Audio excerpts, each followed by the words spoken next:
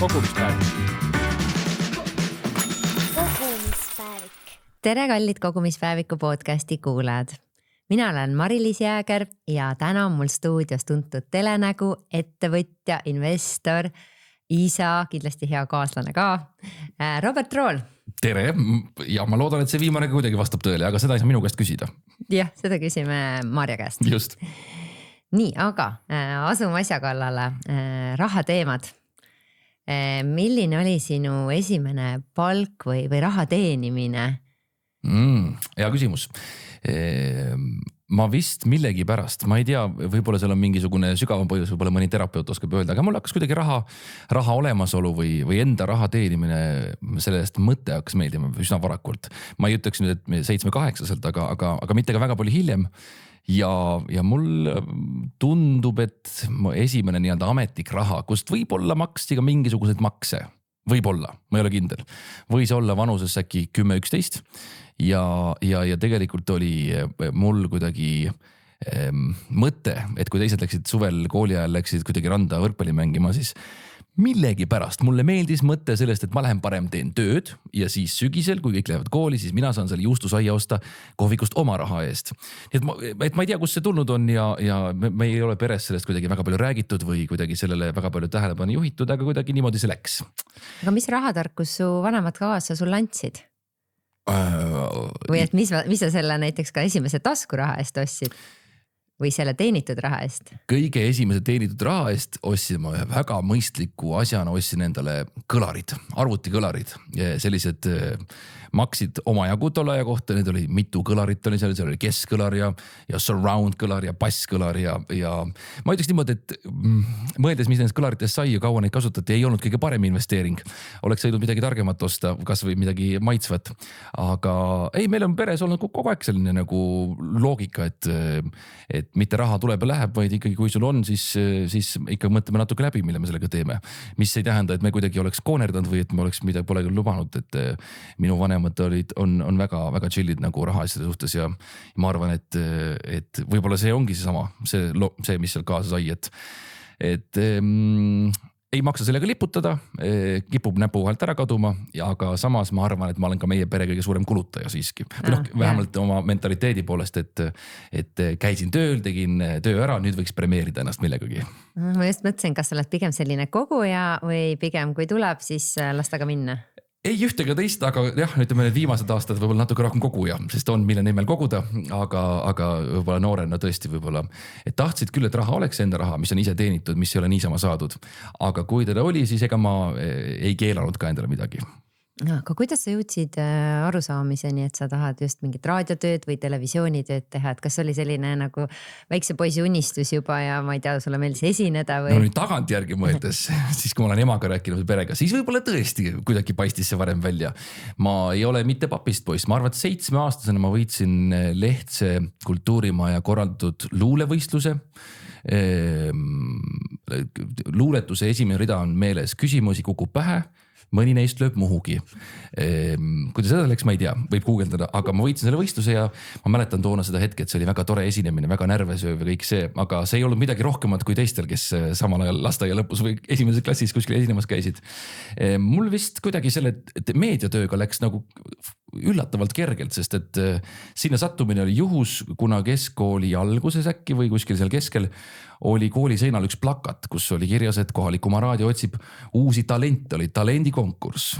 Sa tundsid ennast ära kohe? Ma tundsin, aga miks ka mitte, see võiks olla väga tore algus, sest meil oli seal kohalikus raadios Paides oli üks noorte saade, kus olid minust gramm vanemad tegijad ja see oli väga sümpaatne, mis nad tegid ja ma kuulasin seda iga nädal, kui see noorte saade eetris oli. Ja siis ma pakkusin sõbrale välja, et lähme ka kandideerime. Ta ütles, muidugi lähme. Ja kui oli aeg kohale minna, siis ta ütles, et ma ei tule. Aga ma olin juba mõttega harjunud, et ma lähen, kuigi mul ei olnud mingit tausta ega mingit teadmist, kuidas see peaks käima. Aga seal oli mitu vooru, seal oli mingi uudiste lugemise voor ja niisama rääkimise voor ja intervjuu voor. Ja kuidagi läbi ime ma olin siis 4 parima seas. Ja sellega kaasnes justkui nagu tööpakkumine, aga kuna ma olin selline keskaõpilane, siis mis tööd sa pakud keskkooli õpilasele. Aga sellele järgnes suvel selline pakkumine, et tule suveks uudiste toimetajaks ja natuke tee seal seda programmi asja. teda hakkas nii meeldima, kuigi käed värisesid ja hääl värises ja kui kuskil on sellest mõni salvestus, siis pange põlema ruttu. Õnneks siis USB pulkasid väga ei kasutatud, et tõenäoliselt on see kuskil lindi peal, kasseti peal, mida keegi enam ei saa kuulata või ei oska kuulata. Aga siis, et kui keskkond läbi sai, siis minul oli kuidagi nagu teadmine, et ma ei tea, mulle meeldib see värk kuidagi nagu tipp-topp ja et läheks edasi. Aga tol hetkel oli meediaõpe oli ikkagi nigel, sest et BFM-is oli toona võimalik õppida 60 000 krooni eest aastas ja õppelaenu sai ka 30 000. Ja õppelaenuga oli nii, et kui said oma 30 000 kätte, siis järgmine aasta maksid juba intressi, jäi natuke puudu ja siis pidid juba tööl käima, nii et mul see oli üle jõus, ma läksin reklaamindust õppima, mis oli kõige sarnasem sellele, aga meil on siis stuudios veel üks inimene, kes on reklaamindust õppinud, jah, elagu reklaamiõpe, tore. Et siis kuidagi läks nii, jah, et ma sain nagu reklaamiõppe peale ja siis ma juba läksin ise koputasin ustele paberist CV näpus, mõtlesin, et löön jalaga ukse lahti. Väga kiiresti löödin uksed tagasi kinni. Nii et ma pidin ikkagi aukudest läbi pugema ja kõike muud, aga ma kuidagi, jah, oli teadmine olemas keska lõpus, et kuhu ma tahaksin jõuda. Aga just nimelt, kuidas läbi lüüa, et kui sa tulid Paidest Tallinnasse, et tõenäoliselt see konkurents, nagu sa juba ütlesid, oli päris tihe. Et mida sa näed, et mis olid need sinu sellised eelised, kui siis sa lõpuks sinna pääsesid ligi? Paide on olnud üsna viljakas meediainimeste kasvulava, nii ERR-is kui erakanalites, mis on hästi tore ja minu enda sõbrad, kellega ma koos alustasin, on ka siin-seal raadio- ja telekanalites. Mul oli kuidagi mingisugune teadmine, et see ei ole niimoodi, et keegi ootab sind või et sa pead ise kuidagi nagu nikerdama ja nökerdama. Ja ma olen seda korduvalt ka öelnud, et ma tegin, ma arvan, 1,5 aastat, isegi rohkem tegin täiesti tasuta tööd ülikooli kõrvalt ja kuidagi tundus see loogiline. Ma ei hakanud küsima, mulle ei pakutud ja pigem oli selline suhtumine seal teletoimetuses, et nolk, tõesta ennast. Keegi seda muidugi välja ei öelnud, aga lihtsalt mulle tundus loogiline ja ma ei pannud seda kuidagi pahaks, et nüüd andke mulle raha ka. Aga mingil hetkel hakkas raha otsa saama, sest tööl käimine oli jube kulukas. Pidid ikkagi Stockmannist süüa ostma, sest see oli Kanal 2 stuudiole kõige lähemal. Jube kallis oli kõik see, aga siis mingi palgakene tuli, aga see kuidagi see ei olnud nagu selle töö vääriline palk, see oli pigem ikkagi noor tudeng teeb ja seal ma ei osanud ka kuidagi küsida. Aga see kuidagi ei kahandanud nagu mõtet, et võiks seal tööd teha ja tegelikult ka teised telesaated, mis olid minu esimesed sellised saatejuhi kogemused. Kui ma räägin oma sõpradele, palju ma sellest nii-öelda palka sain, siis 2 telesaate eest, mille filmimiseks kulus enda bensiini, kütust, autot, raha, asju, intervjuusid, siis nad mõtlevad, et ma olen ikka täitsa sõge olin peast, et kuidas sa nii odavalt või nii üldse ilma rahata tegid. Aga see tundus selles valdkonnas kuidagi loogiline, et sa pead ikkagi näitama, et sa nagu päriselt tahad teha, mitte et sa ei tulnud siia nautima mingit raha, sest ega see teles mingisugune miljonid ju ei kuku kuskilt, aga lihtsalt, et sa oled tiimiliige ja sulle meeldib nagu seda asja teha. Aga kuidas sa tudengina üldse elasid? Kas sa elasid kuskil üürikorteris või tuttavate juures? Või? Mul on üks paganama armas tore vanem õde ja meil oli sümbioos. Tema käis tööl ja mina kulutasin. Päris nii hull ei olnud, aga no siis sa ju ei teeninud raha, sa käisid tasuta tööl. Meil oli kuidagi niimoodi, klappis nii hästi, et õde oli just ülikoolist vist väljunud ja mina tulin, et meil väga hästi klappis kõik, me saime koos elatud ja see oli nagu tore, et kulud oli tegelikult ei olnud väga suured, väiksed, et toona olid üürihinnad ka mõistlikumad ja 2-tooline Mustamäe paneelmaja korter oli siuke tore kasvulava. Et selle mõttes ja ma juba siis reklaamialal õppides ma tegin mingi selliseid väikseid taltuura otsasid, mis olid sellised reklaamiagentuuride mingisugused aitamised, et tagantjärgi mõeldes siis see hunt kriimsilmi oli ikkagi täna siin on me seal. Nii et, aga ma saan, et ega see täna väga palju muutunud ju ei ole. Ei, seda küll, lihtsalt on natuke teistsugused tegevused. Yeah. Aga muidu küll jah, kuidagi ma ei mäleta, et mul oleks viitsinud kodus passida või et ta oleks nüüd üskil ühes kohas kontoris tööl, mis üldse ei istu ja kuidagi ei ole minu valdkonna. Ma olen neid tööd ka teinud, mis tegelikult ei meeldi ega raha pärast teed, aga üldiselt ma ikkagi väga kaua vastu ei pea, kui ma ei saa teha seda, mis natuke paneb põlema. Sa juba ise liikusid sellele teemale, et täna ka teed neid erinevaid asju, et mida sa lisaks õhtusaatele teed? No, kasvatan last. Aga meil on Piret Jüriga tohutult hea klapp omavahel sõpradena ka. Meil on näiteks, me käime õhtud juhtimas, me käime nii-öelda selliseid suuremaid üritusi konfereerimas, ettevõtted kutsuvad, üritusturundusagentuurid kutsuvad. Meil on ühised sellised investeerimismõtted. Paar aastat tagasi hakkasin ka vaikselt niimoodi investeerimise peale mõtlema, sellega saame oma mastermindi kokku, arutame. ja siis kahetsusväärse kombel on sport on tahaplaanile jäänud, aga ma lubasin, et mul on teisipäeval esimene trenn üle pika aja, et võtan jälle ülesse ja siis no ma ikkagi tuulutan kogu aeg ringi. Kui sa nüüd küsid, siis mul lööb täitsa lukku, et millegipärast mul ju aega ei ole üldse, aga ma ei mäletagi, mis ma siis täpselt teen. Aga räägigi sellest oma allist argipäevast, et milline siis näeb ühe, ütleme, telestaari selline päev. Täna oli väga viljakas hommik, ärkasin üles, naine oli tööle läinud, mul on vaba päev, käisin juuksuris, võtsin poisi, käisime turul, ossime herneid, maasikaid ja arbuusi ja tulime siia. Et kui meil on vaba päev, siis meil on tegelikult, oleme niimoodi kokku leppinud oma kolleegidega, et vaba päev on vaba päev, sest et see tööpäev, mis on nädala sees mitu päeva järjest, see võtab sellise füüsilist väsimust, see ei tekita, võib-olla ta tekitab sellise ja ka ei saa öelda vaimne väsimus, aga ta on hästi kirju. Intensiivne tõenäoliselt. A-st B-st D-sse ja nii edasi, kus see võib tekkida, et eile näiteks me salvestasime 2 tunni ajast saadet, samal ajal 2 saate vahel oli vaja pidada väike koosolek 3. saate osas, mida me teeme, mis on üks selline kultuuririkkuse saade Mitme näoga Eesti. Siis juba tuli üllatuslikult üks pikem koosolek sügishooaja kohta, mida on vaja siis tegema hakata. Et ta on selline küll televaldkonna oma, aga samal ajal veel juurde siis mõtte selle peale, et ühel hetkel ma siin müüsin kodu mõned kuud tagasi, kodu müümine, näitamine, möllamine, notarid, uue kodu ostmise mõtted ja kõik see, et ta selline nagu vaba päev ei ole nagu vaba, ma mitte midagi ei tee, kuigi neid päeva on ka ja need on vaja, aga üldiselt on selline siblimine siia-sinna. Ka mitu päeva sul nädalas on sellised vabad päevad? Ametlikult me teeme telesaateid esmaspäevast neljapäevani ja siis justkui reede, laupäev, pühapäev on vabad ja kui me oleme 3 saadet juhtimas, praegu teatud põhjustel oleme 2, siis meil on graafik jookseb väga toredasti, et aeg-ajalt tekib nädala sisse ka vabasid päevasid ja need me kasutame maksimaalselt ära. Et seda ei ole, et meil oleks 7 päeva nädalas ja hommikust õhtuni, aga kui on, siis on intensiivselt, sest et sellise poole toore jõuga kuidagi läheb mõte uitama ja siis ei ole mõtet pigem teha siis üks pikk päev, korralik päev ja võtta järgmine päev vabaks, kui et teha neid 3 päeva järjest ja iga päev natuke. Aga kui see pikk päev sul on, et ja õhtusaade on õhtul, et siis oled ju perest eemal, laps, ma ei tea, last ei saa magama panna õhtul. Kuidas need kokkulepped Aga sa ei pane tähele, et me oleme hästi laisad. Seda võib-olla ei ole niimoodi kogu aeg näha, aga me oleme tohutult laisad. Me alustasime selle õhtusaatega, meil oli eetriaega äkki 8:30, siis mingi aeg oli kell 9, mingi aeg 9:30, mingi aeg oli pooletunnine, siis oli koroona, siis oli 1,5 tundi. Ta on niimoodi solgutatud siia-sinna vastavalt sellele, mida siis inimesed ootavad ja mis nii-öelda telekanal soovib. Aga praegu on ta kella 10:30, 11:30 ja muidu oli ta otse eetris, meil vist ülejärgmine nädal saab 1000 saadet täis, me tähistame siis suurelt, aga mingil hetkel umbes 500 saateni me tegime otse laivis kogu aeg. Ja see tähendas, et kella 10:30, 11:30 oled sa siis teleeetris ja siis hakkad alles meiki maha võtma ja siis alles lähed koju. Õnneks minu poeg saab 3, tema seda aega pole näinud, et ma olen ikkagi enamas ajast olen siis juba salvestanud. Praegu me salvestame nagu Ameerikas salvestatakse late night show'sid paar tundi ette ja ta läheb samal päeval salvestama ja samal päeval siis 9:30 Peetrisse, mis tegelikult tähendab, et tööpäev lõpeb nagu 6:30. Väga hea. Et tegelikult on nagu okei, et töötundide poolest on täitsa okei, aga me tegime ka hommikusaadet paar kuud, see oli siis nii, et kell 4:15 olid töö juures ja püha issand, kus ma ei kadesta neid inimesi, kes praegu telehommikus teevad Kanal 2, et see oli võimas. Kas see oligi põhjus, miks sa ei jätkanud sellega? Ei, meil õnneks telekanal nägi, et meie kolmikul on õhtuses formaadis rohkem potentsiaali ja tänan neid siiamaani selle eest, sest kujutad see pilti praegu oleks tulnud nii-öelda otse telehommiku saatest kell 5 oled tööl ja kella 10 oled seal ja siis hakkame tegema podcasti, oi, ma mäletan, ma tahtsin ikka päeval magada väga-väga palju.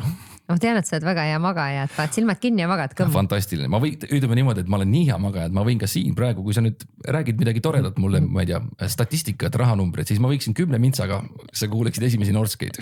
Ma ei tea, kas see on hea või halb. Mina arvan, et see on ikkagi hea, et sa suudad kiirelt niimoodi välja lülitada ja ennast siis nii-öelda puhata ja uuesti jätkata reipana. Ja see power sleep on minu terminoloogias olnud juba aastaid ja see toimub jätkuvalt. Sinu tugevus. Just. Aga kuidas praegu on ilma Piretita? Tunnete puudust ka? Kohutav igatsus on jah. On tõesti jah. Aga ega ta ju surnud ei ole. Me alles ju eile õhtul telefonis rääkisime, et selles mõttes ta on täitsa olemas ja me asjatame oma oma ühisede tegemistega koos küll ja sügishooaeg ju tuleb ja. Siis ta on tagasi või? Ei tea veel, sest et see pole üldse minu asi. See ei ole üldse minu asi. Ikka küsid vahel ju, kuule, millal sa tuled? Aga me oleme kokku leppinud, et see on täpselt, see on kõige vingem põhjus, miks olla töölt ära nii kaua kui võimalik. Et me saame hakkama, aga jah, meie kuidagi see igatsus tema vastu Jüriga on millegipärast iga päev üha süvenevam. No ma arvangi, et on selline see balanss seal kõik. Nii on. Ja. Räägi veel, sa ütlesid, et spordi olete tahaplaanile jätnud, aga tegelikult oled sa ju elus päris palju üht kui teist teinud. Ma olen selline kõige tegija natukene, et näiteks eelmisel nädalal proovisin ära esimest korda uue spordiala. Väga mitte minulik spordiala ja kuna see tuli nagu kogemata tuli natuke välja ka, siis selle ala eestvedajad Eestis kohe kasutasid juhust ja kutsusid mind suve lõpus toimuvale suurvõistlusele, kus pannaksegi minusugused tutulutud pannakse siis krossi mootorratta selga. Wow, see on äge. Ja väga äge, jah, ongi väga äge, selles ongi hirm, et see tundus nii äge ja endale meeldis ka, et võib-olla kui me aasta pärast kohtume, siis ma tulen äkki mootorratta kiivriga ja kihutan siia ette. Mul on mootorrattalood olemas ja ma käin aega sõitmas ka, aga lihtsalt see krossi rattasõit, see oli tore. Ja eriti hea on selle juures see, kui kellegi teise raha eest sõidad. Ja, teise rattaga, teise varustusega, ise midagi maksma ei pea, ma olen väga õnnelik sellele, seda võib harrastada. Aga muidu ma olen kõike proovinud, sest et minu vanemad kunagi ei pannud üldse kätte ette, et ühel hetkel ma astusin 7-aastasena lihtsalt kohaliku muusikakooli Aktuse päeval sisse, läksin Aktuse kooli sisseastujate rivisse, kes tulevad muusikakooli. Seisin ka sinna rivisse, polnud kellegi ühtegi sõna sel teemal rääkinud ja toredad õpetajad toona vaatasid, et no mis see tüüp siin teeb, aga ei hakka ära ka saatma. Ja nii ma astusin muusikakooli. Sama targad läksin ma ka võistlustantsutrenni, mida ma tegin umbes 4 aastat. Siis ma astusin korvpallitrenni ja siis midagi veel. Et mu vanemad ei ole kuna kätte ette pannud, sest kõik need ju maksid, midagi tasuta ei antud, nii et aitäh neile selle eest. Ja siis, kui oli juba nagu iga selline tüdrukutega ja kõrvalt jäi natukene aega, siis keskkoolis, siis ma käisin korvpallis nii-öelda keska lõpuni. Ja praegu ma naudin. Ka rahvatantsus. Ma just mõtlesin, et kas sa tahad ka näiteks uuesti minna? Kutsutud on, ma keskkooli ajal käisime siis nii-öelda segarühmas, käisime tantsupeol 2009 ja siis käisin ülikoolirühmas natuke aega. Aga nüüd kutsutakse ja ma võtan hoogu. Mul tantsimise vastu ei ole midagi, rahvatants on alati šef värk olnud.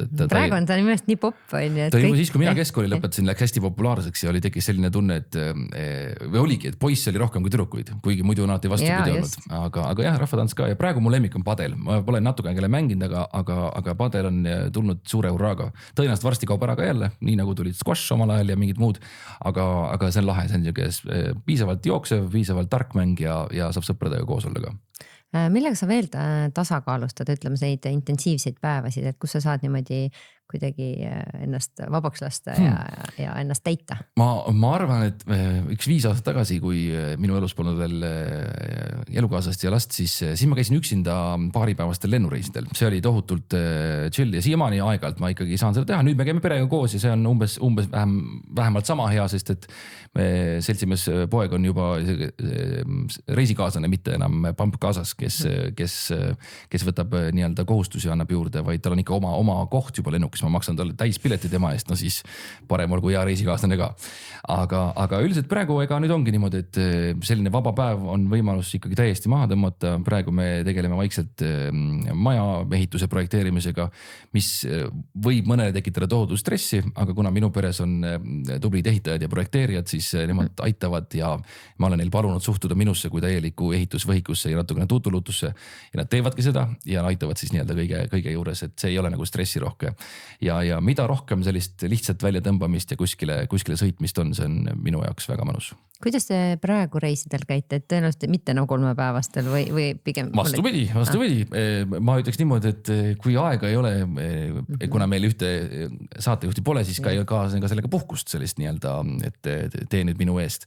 Ja siis tulebki leida need kõige lihtsamad, kiiremad võimalused minna, et võib-olla kuskil mingi hetke nädalakese saada, aga mitte siis sõita kuskile Austraaliasse või Baalile, et peab piirduma Türgi või Egiptusega, aga me käisime just mõned nädalad tagasi käisime Iirimaal.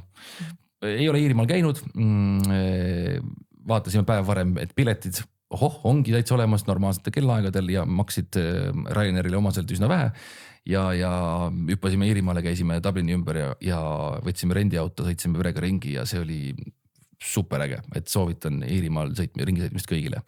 Et sellised väiksed käimised on ikkagi nagu elupäästed. kas sa pigem lähed kohtadesse, kus sa ei ole käinud või see, et lähen jälle tagasi, et ma tean, et seal on kindel ja ma saan, mul on see lemmikkohvik seal juba.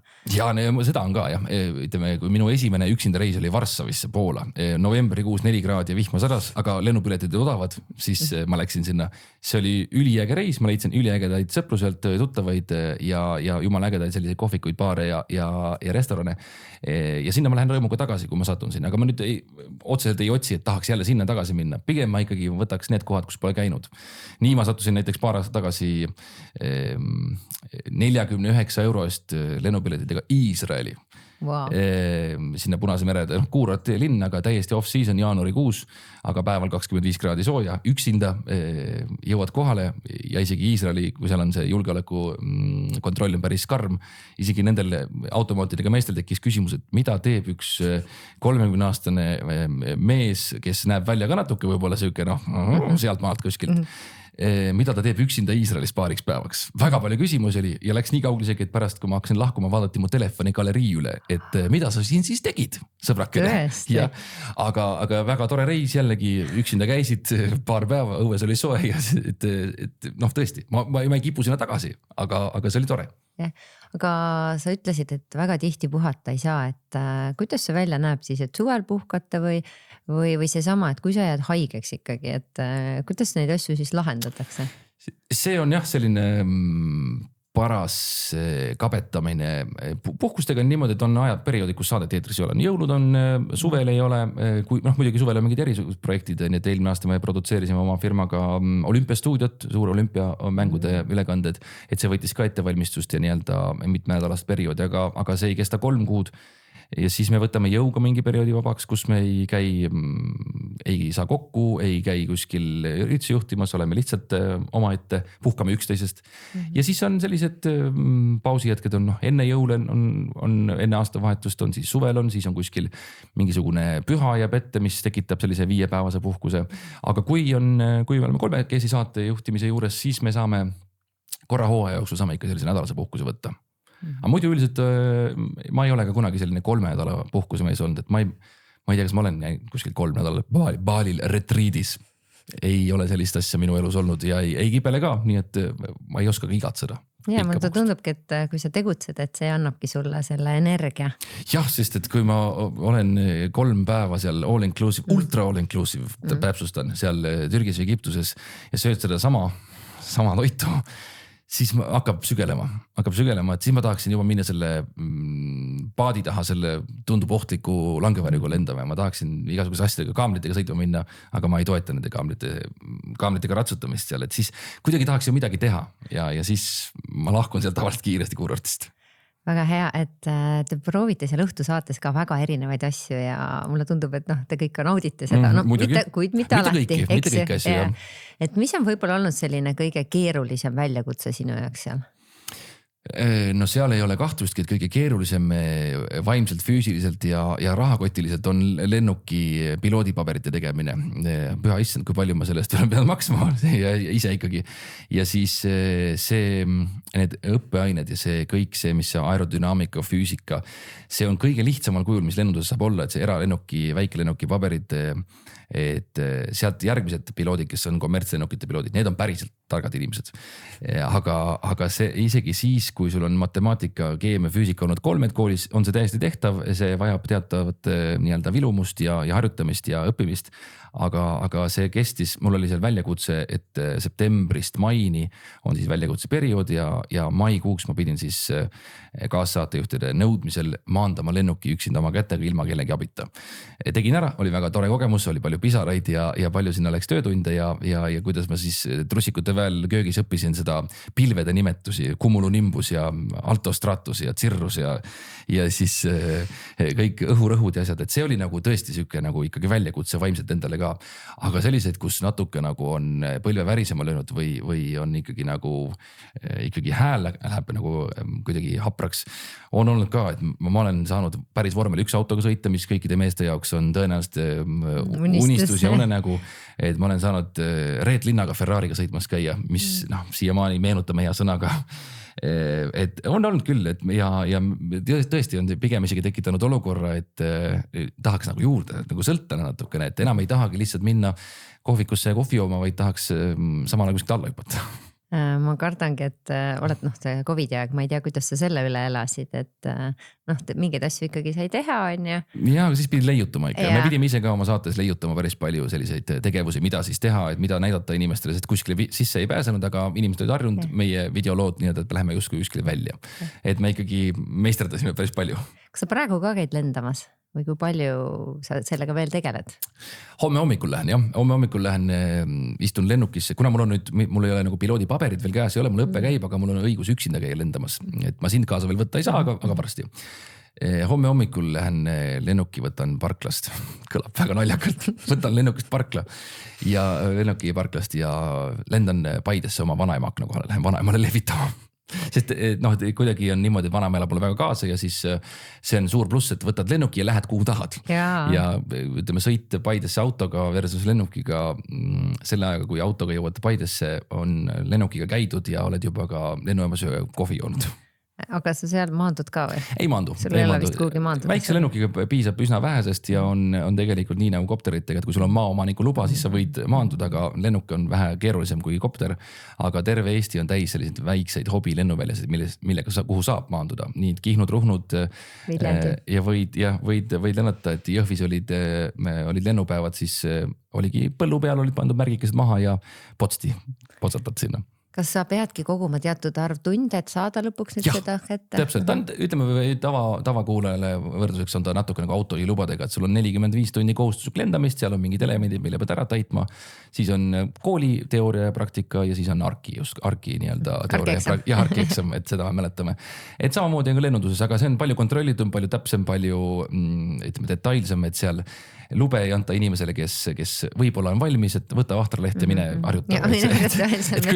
Kui sa paberid kätte saad, siis sa võid tulla julgelt minuga lendama niimoodi, et sa ei pea kartma, et äkki ma olen ikka natuke liiga toores. Et see on selline hästi reguleeritud ja reglementeeritud ja see on väga tore, et on.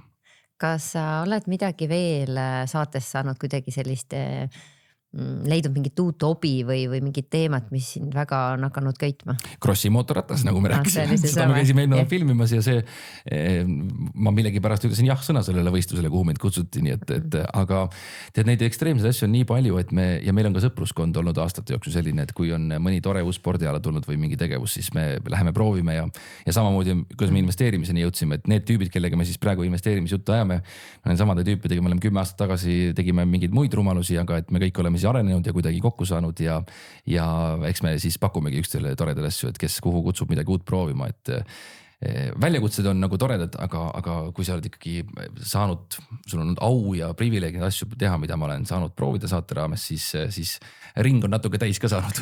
Kindlasti ja võib-olla need on sul juba see latt oluliselt kõrgemal, mis pinget pakub just. Ja väidetavalt ma pean minema suvel langevarhüppet tegema saate jaoks, mida ma ei ole teinud, ei ole tahtnud teha, aga kui peab, siis peab. Ja mina olen tandemit teinud samamoodi, aga üksinda ma ei ole ka hüpanud. Õudne mõte. No väga hea on, mida oodata. Millal sa selle esimese ettevõtte endal tegid või ma ei tea, kas sul praegu ongi üks ettevõtte või on sul mitu ettevõtet? Tegelen mitmes ettevõttes, ma mõtlen, kas äkki eelmine kevad sai mu ettevõtte 10-aastaseks, saatsin raamatupidajale tänutäheks väikse meene, tarbitava meene just, et oli aitäh koostööst. See oli vist 10 aastat tagasi äkki jah, või isegi nüüd juba 11, kui ma hakkasin tegema liiklussaadet ja seal oli kuidagi loogiline, teles on, kõik on oma peremehed, OÜ käib ja siis ma isegi oli vist paar kuud olin FIE. Mäletamata, miks see FIE tundus tol hetkel nagu loogilisem, aga ma mäletan seda hirmu, seda OÜ loomise hirmu, kes on praegu selles vanuse või selle loomise juures, on samas hirmus kuidagi, et kõik on nii ametlik ja kuskil on maksuamet, kes hakkab sulle kohe vajutama midagi ja kuskil on mingi punane juba aga ma tegin endale nagu hästi kiiresti selgeks ja nii nagu ma 10 aastat tagasi raamatupidajaga kokku leppisin, et kõik peab olema aus, läbipaistev ja korras, sest et kui raamatupidaja ei tee nagu hoia nagu kõike nagu kontrolli all lisaks mulle endale, siis kes siis veel. Ja kuidagi on olnud niimoodi, et ma olen selle olen küll kodus saanud kaasa pereliikmetest ettevõtjatelt, et maksud peavad olema makstud ja ei ole seda, et aga kui ma ei maksa, ma saan ju natuke rohkem, et seda mentaliteeti. Ja siis meil on Piret ja Jüriga ühine ettevõte, mis on meie produktsioonifirma, kus me siis toodame telesaateid ja võib-olla ka mingi selliseid üritusturundusalaseid teenuseid ja meil on ka üks sõprade selline sõprade ettevõtmine, mis ma ei tea, kas ta nüüd ametlikult meil on loodud, aga kus me siis ühiselt asju ajame, kui meil on mõni tore idee. Et see kuidagi nüüd on nagu vähem stressi tekitav kui 10 aastat tagasi. See mõte sellest ja, et TST, käibemaksudeklaratsioonid, kõik asjad, et see läks kiiresti üle õnneks. Kas Teles üldse pigem ongi läbi selle ettevõtlus, et ei ole selliseid palgatöölisi? On ühte ja teist, teleproduktsioonis on küll niimoodi, sest et enamus inimesi, kes ka meie heaks oma teenust osutavad, on vabakutselised, kes lähevad homme ka teise teleproduktsiooni juurde ja seal lihtsalt ei tule kuidagi kõne alla selline püsiv töösuhe, sest et kui ta oleks niimoodi igapäevaselt jälle arve, siis nagu me teame, siis ongi justkui töösuhe. Aga neil on, Teles on päriselt nii, et sa see toimetaja, kes täna tegeleb meie mitme näoga Eesti saatega, on homme hoopis teises telesaates, et see on niisugune projektipõhine. Ja on inimesi, kes justkui vahetavad nii-öelda positsioone, et kes on mõni aeg kuskil telesaates toimetaja, kuskil on ta tegevprodutsent, et see on selline fluidum ja minu meelest on see täitsa tavapärane küll, et taga on ka nagu nii-öelda ametlikke töösuhteid, on sellised ameteid, mis ei ole produktsiooniga seotud, need on kindlasti ka püsivamad. Aga kuidas sulle endale sobib selline asi, et see rahavoog on ju, et ta ei ole sulle nii-öelda garanteeritud, et ega sa ei tea, et kui palju sa see kuu saad või järgmine kuu? Ja, aga see kuidagi, see võib-olla tulebki mingisugust rahalisest nagu taustateadmistest või tugi teadmistest, et kuidagi, ega meil ka suvel, kui saadet ei ole, siis ongi nii, et ei ole kõigil palk jookseb kuskil ja istud pahamal ja naudid. Aga selle nimi ongi eelarvestamine, selle nimi ongi kuidagi nagu oma rahaasjade teadmine, et kuna see on minu jaoks olnud mingil imelikul põhjusel tähtis kuidagi, siis kui sul on ikkagi nagu ülikooli ajal sul on 20 eurot tulid just. Sul on vaja ikkagi osta reede õhtul peole minnes pudelva seda hundialavett, sinna juurde võib-olla ka pakk tubakat omal ajal oli vaja osta ja siis olid kõik muud jamad, mis käis selle napsutamise ja pidutsemise juurde. Ja see on, nii ongi, siis sa ju eelarvestad, siis sa tead ju, et kolmapäeval on eilsed kartulid. Ja olenemata sellest, mis mastaabis see on, siis mõte on ju sama, eks ole. Ja kui sul tuleb veel juurde pere nii-öelda süsteem, siis kuidagi see tundub nagu täitsa loogiline, et sa eelarvestad.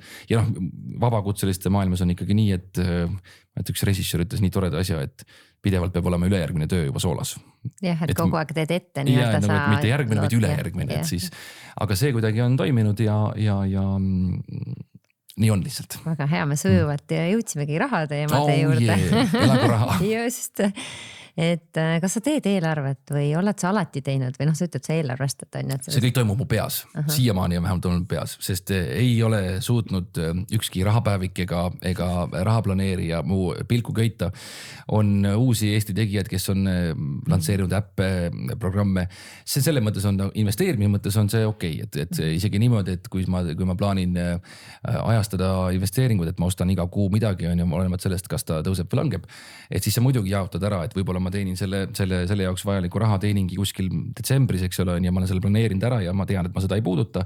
Pigem on minul toiminud süsteem, panen nina alt ära ja tea, mille jaoks see seal on. Et mul on ka olnud hetki, mitte küll enam, aga eraisikul oli nagu mitu sama pangakontot, et millel kaarte polnud, et see raha läks sinna, et ta lihtsalt oleks sealt niimoodi eest ära.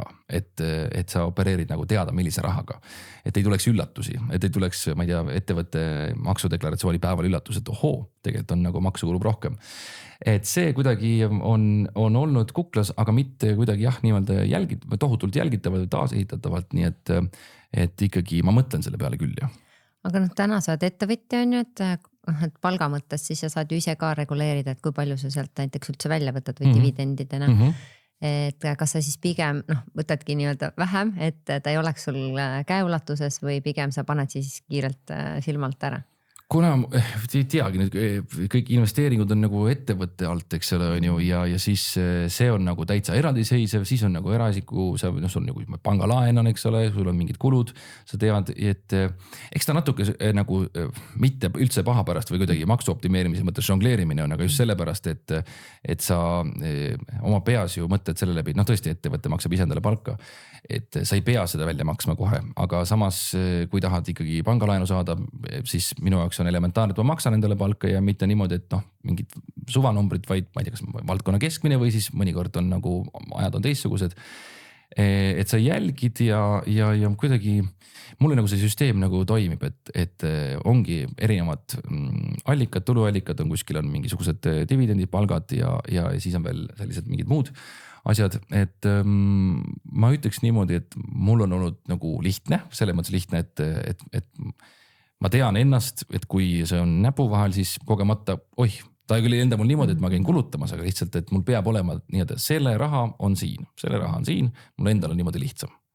Kuidas see muutunud on siis seoses pere laienemisega, et kas olete teinud mingeid muudatusi või kui tihti te näiteks üldse rahaasju arutate? Mulle väga meeldib selles mõttes selline ühine mõtlemine, ühine eesmärgistamine, eelarvestamine, mitte jällegi nagu kohe paberi peale, aga kõigil on nii erinev taust. Ja kõigil on nii erinev taust, et mulle meeldib näiteks nagu, kui ma teen mõne investeeringu, mulle meeldib sellest kodus rääkida, et kui näiteks elukaaslane näiteks, kellel iganes siis ei ole huvitatud investeerimisest või ei investeeri, siis see ei tähenda, et teda ei huvita, kuidas nagu kaaslasel läheb, eks ole. Meil on olnud väga selliseid põnevaid ja elumuutvaid vestlusi teemal krüptovaluuta ja indeksfondide langused ja Donald Trumpi mõju aktsiaturule. Aga et mina jagan ja me samamoodi, et kui tuli nii-öelda ühine kodu ja laps, siis ju samamoodi, et arutad läbi, milline on rahakogumismeetod lapse jaoks, milline on siis, ma ei tea, sellise kolossaalse mähkme kogu see kulu, millisest äpist saab soodukat. Ma võin öelda, et mul on üks pood, kus saab mähkmed, mis maksavad muidu 25 kulli, saan püsivalt 15-ga. Kas saad avaldada seda või? Ma ei julge öelda, see võib-olla teeb liiga palju reklaamiks, igaüks otsib visuaalist, aga on üks äpp, kus saab ja mõtlesin, et see on kõva kokkuhoid ja kujuta ette, kui palju neid mähkmeid jääb, numbrid 1-6-ni. Püha issand, et see on reaalne naljaga pooleks, aga kui 10 euri paki pealt ja loed kokku, et ma olen ostnud umbes 1000 pakki tõenäoliselt, ma ei tea, kui palju neid läinud on 3 aastaga, et siis see on meeletu kokkuhoid ja kui sa seda igapäevast niimoodi ei tunnegi, siis niimoodi mõtled selle peale, siis mõtled, et sul võiks olla praegu täpselt nii palju vähem raha. Aga sa mainisid, et olete läbi mõelnud ka, et kuidas pojale näiteks sellist, ma ei tea, raha koguda või tulevikku kindlustada, et mis meetodid te kasutate? Mul telefon praegu lapse käes, ma just tahtsin vaadata, et kaugele tema investeeringud tõusnud on. Ma tegin talle ikkagi investeerimise nii-öelda konto ära, et tema nimele ja see, ega seal on ka need dilemmad, kes ütleb, et ettevõtte, kus on osanikuks on isa ja poeg näiteks on ju 49%. Siis on olnud jutuks ju, et kõik lapse nimele 18 saab, tahab endale sellest BEM-i osta, las ostab, ise on loll, oled tegemata töö investeerimise osas. Ja siis on inimesi, kes lihtsalt koguvad endale ja siis ühel hetkel vastavalt vajadusele lapse jaoks teevad. Et need kaalutlused on meil kõik läbi käidud ka ja ma teen seda nagu mitmes formaadis ka läbi enda nii-öelda investeerin tema jaoks, aga tal on ka enda nii-öelda siis väike portfell. Aga palju te panete sinna, ma ei tea, kuus või kuidas teil see on, kas on selline regulaarne või pigem on selline sünnipäev? Jah, tuleb meelde või kui tõesti sünnipäev on, et täna on ju hästi populaarne, et mitte kinki või mahtuda ümbrikus, sest et lapsel on portfell vaja kasvatada, et siin kõik on ju kuulsad ja kummalised on seda promonud. Et mul on ta pigem hästi ebaregulaarne, tuleb meelde, vaatame, kuidas on seis, et ma ütleme jah, vist Tanel Padar ütles, et lastel on üsna süke kahtlase väärtusega portfellihaldur. Et minu lapsel on sama seis, et aegalt vaatan, aga noh, ikkagi indeksfondid, et selles mõttes, et see, kui sellega ka vussi läheb 18 aastaga, no siis tõesti, siis on maailm hukas. Me eile just arutasime kolleegidega seda sama, et kogud lapse nimel, teed selle portfelli ja kui sa seal ka maha müüd, et tegelikult sa sealt raha ei tohi võtta kasutusse, noh okei, lapse hüvanguks võid võtta, on ju, et ostad talle mingi asja, aga kui sa juhtubki nii, et ta nii-öelda kuidagi on sattunud halba seltskonda, päris keeruline, et ma arvan, et see mõte, et natukene lapse nimel, et teda ka õpetada ja teine osa siis enda portfellist, et siis mingi hetk, kui tahad, siis ma ei tea, saadadki ta kuhugi ülikooli või aitad kodu ostmisel. Ma ei kujuta ette, et kui et meie 90-ndal sündinud lapsed või veel siis vanemad, eks ole, et kuidas meil oli ka mingi elukindlustus, mingi Poliis on ju, mingi Polaris oli kuskil, seal oli mingi 10 000 krooni ja see tundus ulmeline, siis vanemad maksid mingit räiget raha sinna sisse ja siis ühel hetkel siis läks põhja kõik need maapangad ja asjad, et tühjad pihud. Ja siis, kui ma kuulsin oma eakaaslastelt, kes said 18-19, kes siis mingi kindlustus, mingi kuskilt said mingi raha kätte ja see summa oli siis 640 krooni umbes ja see oli nii naeruväärne, et see vanemad tegid, mis nad suutsid, on ju, ja nad ei ole süüdi, et niimoodi nagu läks, et siis mul tundubki, et kui mul läheb ka nii, et ma nüüd kogun ja siis läheb kas lapse pärast untsu või midagi muud juhtub, siis tegid oma parima nägemise juures ja kui laps ostab sellest on jumala ägeda 5 bemmi ja hoolib selle eest ja kihutab nii, et nagu, või sõidab Bolti hoopis. Just täpselt, eks ole. Ja endale haiget ei tee, siis jumala eest, see on tema õppetund. Ja ega see taust, et täpselt need rahareformid olid, et eks see on jätnud oma jälje ja tegelikult inimesed on skeptilised, aga jällegi täna midagi ega mul ei ole kohe võtta sellist suurt raha võib-olla, kui ta tahab kuhugi välismaale ülikooli minna või kui see kulutused, ma ei tea, 5-kordistuvad. No pigem teha midagi või mitte teha. On minu meelest on nagu loogiline. Sama. Millal siis hakkasid investeerima või kuidas sa selleni jõudsid? Jälle mõni väljakutse äkki seal õhtu saad. Seda meenutada kogu aeg, et ma nagu tegelikult mäletan, et mul sõbrad kinkisid mulle neid Tallinki aktsiaid sünnipäevaks, sest et nemad hakkasid natuke nagu varem tegelema sellega. Ja tore oli see, et nad ostsid selle täiesti tipust, siis ma sain selle oma nimele, siis makseta väärtpaberikanne, siis see läks räigelt miinusesse. Makseta ka veel, jah? Ja siis ma sain nagu kõik nullhinnaga ja siis ma müüsin selle maha ja siis sain veel maksukohustusse ka ja siis ma ütlesin, et ärge helistage mulle mitte kunagi, ma ei kutsu teid sünnipäevale. Aga need summad olid väiksed loomulikult, aga lihtsalt siis see oli korraks esimene virvendus, see võis olla äkki koroona ajal 2020. Siis kuidagi 2021 jõudis minuni kasvukonto ja siis kuidagi ma sain aru, et aga nüüd ma hakkasin nagu maksude peale mõtlema, sest ettevõttega alati ma mõtled läbi, et kuidas see mingisugune optimeerimine käib. Siis ma hakkasin mõtlema, et ei tundu nagu minu elustiili juures see loogiline, siis ma tegelikult see jäigi nagu sinna soiku ja lõpuks siis ma tegin, ma ei mäleta, mis see esimene ost võis olla, aga tõenäoliselt see oli mingi indeksfond. Ja siis kuidagi see oli ilus hetk, aktsiaturul see kuidagi nagu tõusis ja siis sai alguse hipodroom ja jällegi summad olid väiksed, aga kui sa ostad selle ostu ära ja see aktsiamärk jääb sulle sinna äppi ja sa näed seda plussi seal või näed seda miinust, siis hakkasid kõik need emotsioonid, millest ma olin lugenud, hakkasid mu peas keerlema, mis investeerimisraamatud räägivad ja siis ühel hetkel, kui ma sain aru, et summa oli kasvanud nii suureks, et äkki vist esimest korda 5-kohaliseks või, et siis kui ma olen mõelnud seda alati nagu mingitesse väärtustesse, et kui sul on 10 000 eurot, eks ole, mitu kuud see sul on siis nagu justkui tagavararaha, no ikka see oma see fond, tagatisfond justkui eraeluliselt ka. Ja siis, kui tekkis olukord, kus tulid esimesed dividendid ja see dividend maksis kinni telefoniarve justkui, eks ole.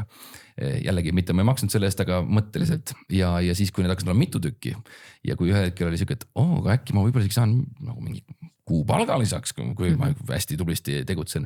Ja siis ta kuidagi niimoodi on nagu läinud ja ma sain väga kiiresti aru oma investori tüübist, mis ma olen. Ja teiseks, ma ikkagi, kui langus on, siis ma kipun ikkagi ostma. Ehk siis sell in May and go away on mul väga raske teha, sest et ma tahaks nagu juurde, kui langeb, siis ma tahaks juurde. Praegu oli hea hetk ja siin mõni nädal tagasi. Just täpselt ja seda ma kasutasin ka mingil määral, aga ma ei ole nii täiskohaga investor, et ma nüüd istuks ja ootaks ja ma küll vaatan ikka igapäevase liikumisi lihtsalt sellepärast näha, et mis trendid on, et kui ma eile siin oma grupist küsisin just, et miks krüpto niimoodi hüppas, mingi jõnksu tegi, siis ma sain kohe sealt infot, see uudis, mis võisid teha seda, et hoiad nagu kursis ennast ja see on tore ja aga ma ei peaks, ma olen nagu Warren Buffetti stiilis pigem mõte on, et ma ostan, et 5 aastaks võiks see turg kinni minna, on ju. Et ma hoian, et ma pigem nagu see kaupleja ei ole ja ma ikkagi enne kui ma ostan, siis ma mõtlen läbi, et kas ikkagi on ja isegi kui ta tundub hea, siis kas ikkagi on nagu päriselt hea. Ja ei ole vist investorid, kes ei oleks eksinud mingite asjadega ja samamoodi. Suurim eksimus? Või valusaim? No ma seda investeerimisfestival rääkisin üks, et ma ikkagi napsuse peaga ostsin ühte krüptovaluutat. Sõitsin sõbra juurest koju ja tundus kõik loogiline. Üks artikkel oli isegi internetis olemas, nüüd ma ostan selle nii ära. Et ma krüptovalutat väga ei puuduta. Et ma tegelikult krüptovalutat ise ei puuduta väga, et ma elan kaasa kõigile, kes seda oskavad tunnetada ja poolduvad ja vaibivad, aga mul seda nagu... Sa jälgid pigem seda? Ja ma pigem jälgin. Jõnks oli, et millest seda, et sa tahad nagu kursis olla. Jah, et kahjurõõm kui langeb, eks ole, ja kahju kui on tohutult tõusnud, aga ei, nali naljaks, aga ma nagu jälgin ikka ja kuidagi on jooksnud minu kätte need allikad, need toredad, kust saab jälgida, kus ei pea väga palju vaeva nägema, sest ma olen ikka jätkuvalt laisk. Ja siis kuidagi jälgin ja kui midagi on, siis tuleb, et ma näiteks siin, ma ei tea, aastapäevad tagasi juhuslikust mingisugusest Google'i reklaamist sõber hakkas asjatama, vaatas, leidis mingi ühe Norra ettevõtte, kellel on veidralt head finantsnäitajad ja veidralt head kõik dividendimäärad ja muud nii-öelda seisud. Ja kuidagi keegi ei olnud temast mitte midagi rääkinud ja kuidagi olnud. Ja siis ostsime väikse jupikese, tuli välja, et ta maksid nii palju dividende, et isegi kui Norra riigi maksud maha võtta, siis on täitsa okei yield. Ehk siis sellised juhuslikud asjad ka, aga need on pigem sellised nagu mängulised osad, et nendega on niisugune mänguraha või justkui peabki olema mu enda jaoks, et põnevuse kaoks ära. Aga siin me räägime nagu tõesti väikestest summadest ja mitte tõesti tuhandeid kuskile saadad ja ootad.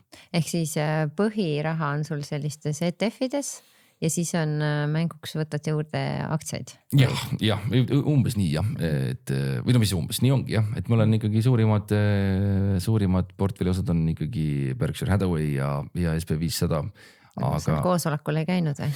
Ei ole veel kutset tulnud, mõtlen, et huvitav. Siin iga aasta saad minna sinna, ainult, et päris kulukas on see. Ma kardan, et see käimine võtab sellest hiilist võtab päris palju ära, kui sa mõtled selle peale.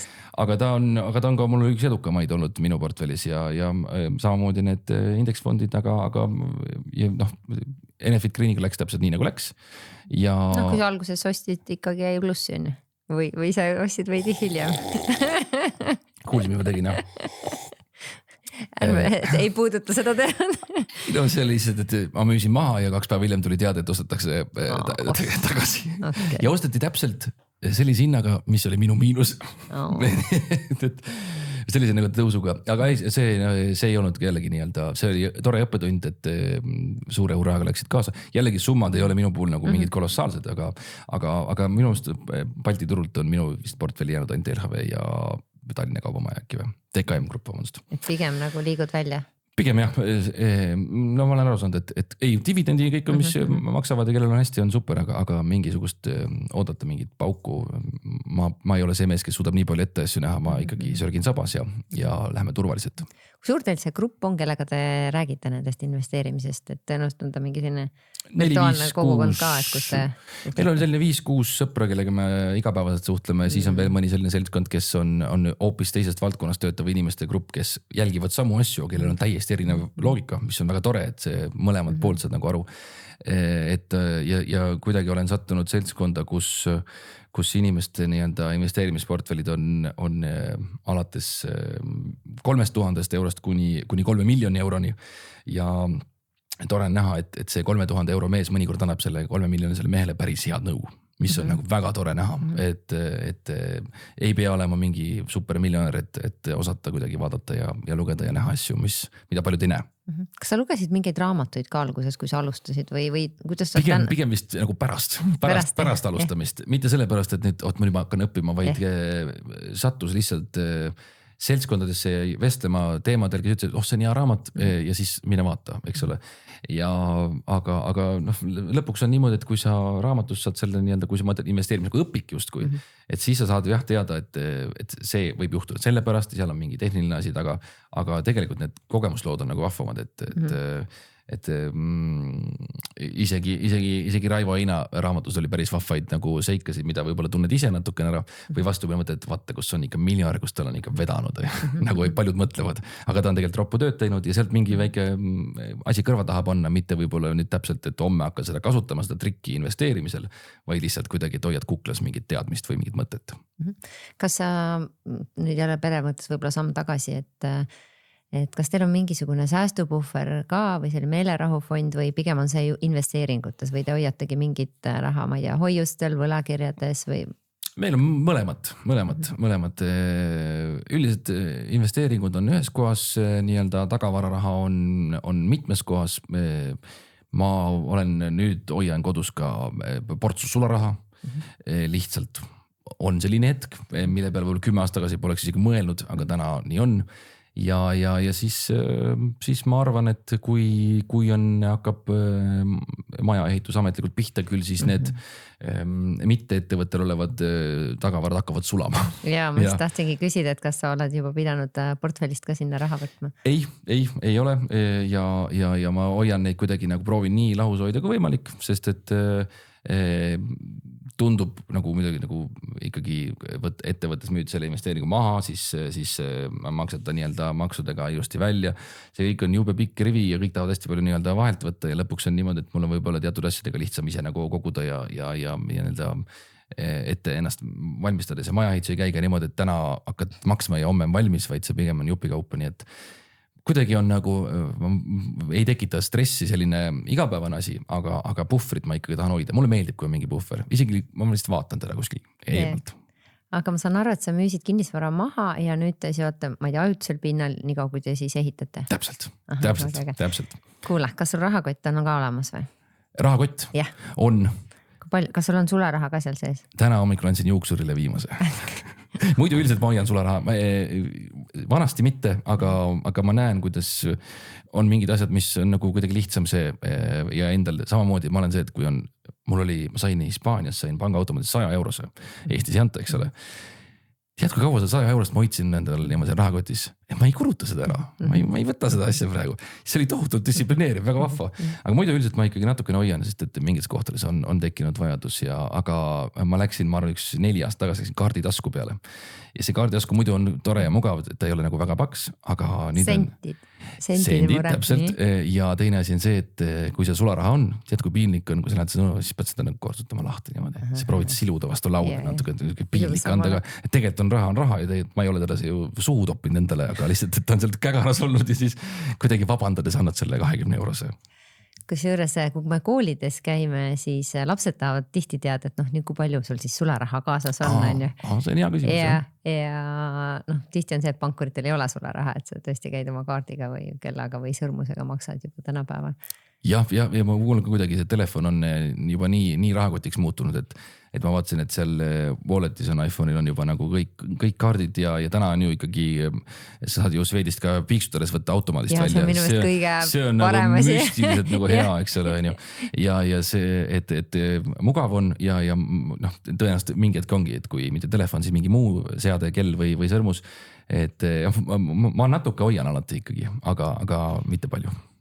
Küsin veel, et mis rahatarkusi sa tahaks oma lapsele anda edasi või on sul mingi juba, ega praegu ka juba saad poodi mängida ja peaaegu 3 aastane on. Ja 3-seks saab kohe ja meil on kuidagi niimoodi, et meie mamma ütles lapsele, et need ei ole sendid, on kopikad. Ja siis meil on kopikad kodus. Et tegelikult nii palju, kui üks paariaastane võiks aru saada, väga tore. Ja ma olen nüüd vähemalt nii TikTokist kui kuskilt veebilehtedelt näinud väga toredaid mänge, selliseid elulisi ülesandeid, mida ma olen siis endale ära salvestanud ja kõike hakkan varsti proovima, sest et praegu meil on ikkagi 1 raha või 2 raha. Suurem sent on ikkagi kindlasti kallim kui väiksem sent, eks ole. Ja eriti nõme on see, kui sa annad nagu ühe või tähendab, annad mitu raha ja saad mingi ühe asja nagu vastu. Labane. Ja või et mul on 2 5 on tema jaoks põnevam kui 1 100. Et neid asju ma jälgin, ma arvan, et igapäevaselt, kuidas ta nende reageerib, see on tore. Mul poeg on selline sõber, et ta on minu meeletu semu, et me käime möllema, et käisime turul herneid ostmas, et ta teab seda tahta ja ta teab, et mulle maitsevad herned, talle maitsevad herned. Olgugi, et need on tõenäoliselt tohutu GMO siin praegu. Aga et ma proovin talle jah kuidagi mingid hästi siuksed elulisi olukorda tekitada, mitte et nüüd tule poiss õpime, vaid et noh, mine maksa ise, mine anna tädile ise raha. Sellised asjad ja mingil hetkel tulevad need väga tore, kas Roonemaa Hendrik või keegi rääkis sellest, kuidas kodus siis mängitakse need raha kogumist, intress, eks ole, Raivo Ain rääkis mingi, et võtan sult 10 eurot laenu ja järgmine toon sulle 12 tagasi. Ja selliseid väikseid asju, et ma proovin jälgida, aga noh, ka mina arvan, et ma eksin kuskil teel mingi asjaga. Jällegi koolides lastele ütlen, et noh, et kas te küsite lapsevanematelt ka intressi, et noh, tihti ikkagi lastelt võetakse seda sularaha, on ju, mis neil on seal kuskil ümbrikus. Ja siis ma niimoodi mõtlen kodus, kuidas siis need vanemad võtavad, oli seda jälle vaja, on ju. Ja ega laps ei küsi vähe intressi, sest et kuidas sa siis lapselt röövid tasuta. Ja see tore mõte, jah, issand, ma ühel hetkel näppasin ka talt. No võt, tuleb rohkem tagasi. Vaatan, ta ei kuula seda 10 aasta pärast. Mul on sulle väike kingitus ka siin meie selline mudilastele. Sa võid vaadata need raamatuid. Kas siin on tass? Siin on tass. Jumal tänatud, mul on tass nii vaja praegu. Just, investeerimistass, eks ju. Ja siis on mudilastele mõeldud selline rahatarkuse töövihik ja õpik. Või seda raamatu ja raamat. Sa ise loonud selle, ma pole sellest vaatama. Ja me oleme ka nii-öelda oma kolleegidega Baltimaadest ka tegelenud sellega.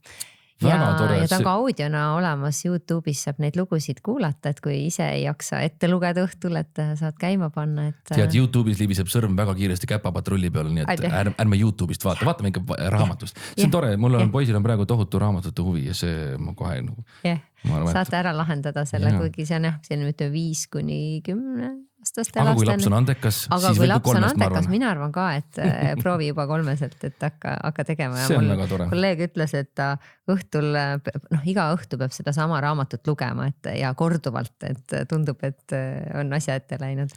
Aga mõtle, ema Agnes arvab, et tubade koristamisest pole põhjust palka maksta. No, aga isa Siim leiab, et see laste jaoks suurepärane teenimise viis. Saate kodus ka võib-olla neid teemasid arutada siis. Kas me teeme nii, et ema maksab? Ja isa kiidab. Väga tore raamat, aitüma. Ja. Ma küsin veel kuulajad silmas pidades, et kui nemad tahaksid näiteks üks teletööd teha või raadiotööd, et mis need võib-olla sellised tarkuseterad on, mida sa neile jagaksid? Seda küsitakse tihti peale ja sellele ühtset vastust on väga raske anda, sest et see, mida mina teles teen, ei pruugi üldse olla samade nii-öelda näpunäidete abil saavutatav, mida võib-olla mõnes teises saates. Mul oli kuidagi loogika, et samamoodi, et keegi ei pea mulle midagi andma, ma pean ise välja teenima, aga see ei tähenda, et sa ei võiks ennast pakkuda või et kui otsitakse nii-öelda abi, et peaks kohe nii-öelda ootama, et keegi tuleb tasuta tööle. Meil on käinud veel 5-6 aasta jooksul õhtusaate jooksul päris mitu praktikanti, assistenti, kes on käinud ja kes on nii toredad, et nad ongi jäänud meie juurde ja seal kuidagi nagu ei olegi muud, kui sa pead olema tiimi inimene, lõbus ja tore, sest me oleme ikkagi siuksed natukene uhuud seal toimetuses ja lõbutseme ja naudime seda, mis me teeme ja proovime teistele ka seda rõõmu pakkuda. Et hariduspaber ei näita, et sa oled nüüd valmis selle teletööks, vaid see pigem näitab, et sa oled võimeline käima veel 3 aastat pärast keskkooli nominaalajaga äkki või pikem ajaga siis ülikoolis ja keskenduma, et sa oled kohusetundlik ja kui sul on ikkagi väga suur tahtmine, siis tegelikult esimene samm on kirjutada. Kirjutada kellelegi. Mina läksin CV näpus ukse taha, täna on raske niimoodi minna, sest kõik uksed on lukus, aga et kirjutada ja võib-olla sul on mingid oskused, võib-olla sa oskad, ma ei tea, oled monteerinud videosid, võib-olla sa oled teinud mõne koolitöö raames intervjuusid, võib-olla sa oskad, on sul hästi palju toredaid ideid, et koer, ma mõtlesin minu poeg. Võib-olla sul on toredaid ideid, mida võiks teles nagu teha, sest meie saade võimaldab aastasetini teha. Üks päev lähed lendama, teine päev sööd mingit magusat kooki kuskil kohvikus. Et julgelt juurde astuda ja öelda, et ma tahaksin sellist asja teha, see on unistus, et mida ma saaksin praegu teha, et mis võiks olla kuidagi kasuks. Ja ma arvan, et teles on kogu aeg vaja toredad inimesi, et kõik ei ole alati saatejuhid, kõik ei ole alati režissöörid ja produtsendid, on ju, aga kuskilt sa ju alustad, et mina samamoodi läksin ukse taha, ütlesin, et midagi tahaks teha. Ja see on ma noppisin siit välja selle järjepidevuse ka või selline seesama, et ma tahan seda teha, ma käin, ma otsin ja arendan ennast ütleme erinevaid oskusi siis. Ma käisin kunagi Sky Plussi ukse taga pärast keskkooli. Mõtlesin, et ma olen ju raadios töötanud küll noori, ma tean, mis muusika inimestele meeldib. Läksin sinna, sain aru, et see päris nii ei käigi, et sa lähed mikrofoni juurde, hakkad rääkima, ongi tore ja sealne programmidirektor tänas mind viisakalt ja ütles, et võib-olla kohtume kunagi. Ja kohtusime siis ei rohkem ega vähem kui peaaegu 15 aastat hiljem Õhtusaate toimetuses. Väga äge. Nii et ja Õhtusaate toimetuses ja ka siis seal Kas lööme käed telesaate toimetuses, nii et müstiline ja tore. Viimane asi küsin veel, mis sinu unistus on? Kuhu sina liigud? Nii mõtleme ka nii rahalises mõttes kui ka elulises mõttes. Ma ei jõua ära oodata, kui see maja valmis saab, sest mul on sellised plaanid sauna eesruumiga, sellised plaanid basseiniga. Kujutan ette, ma ei teadnud, et basseinid ei ole nii kallid, kui on Ameerika filmides. Ma mõtlesin, et see on mingi 50 000 ja 100 000, et unistus. Täna müüakse juba basseini, mis on paari tuhande eurost, on suur bassein. Ja aga sa pead kogu aeg ju hoidma seda ja puhastama seda vette, hoiandama vette. Mis teevad seda ja see... Ei ole ka nii kallis. Ei ole ka nii kallis, kui ma arvasin. Ma mõtlesin, et lähen ehitusmessile, vaatan, öeldakse mulle 30 000, oli 5. Ma mõtlesin, okei, kui ma natukene kogun ja pingutan ja maja on valmis, siis on tore. Et kui ma nagu välibassein või sisebassein? Välibassein, jah. Ja ütleme sellised argised rõõmud on need, mis mind rõõmsaks teevad. Et ma ei unista miljonist eurost või finantsvabadusest, sest sa teed selle vabadusega, istud kodus. Et kui ta tuleb, siis on tore. Et ma unistan, et tervis oleks hea, endal oleks hea ja naisel oleks hea ja lapsest ei tuleks tõbras. See on nagu suur unistus, ma arvan. Ma usun, et need kõik täituvad ja ka kõige selle kõrval sul see miljon tuleb sinna kõrval, et mis annab veel rohkem võimalusi. Jaa, hoiame pöidlaid. Jah, just. Kuule, Robert, suur aitäh, et sa tulid. Aitäh nende mõtete ja jagamiste eest ja uute kohtumisteni. Aitüma, kohtume. Kogumispäev. Kogumispäev.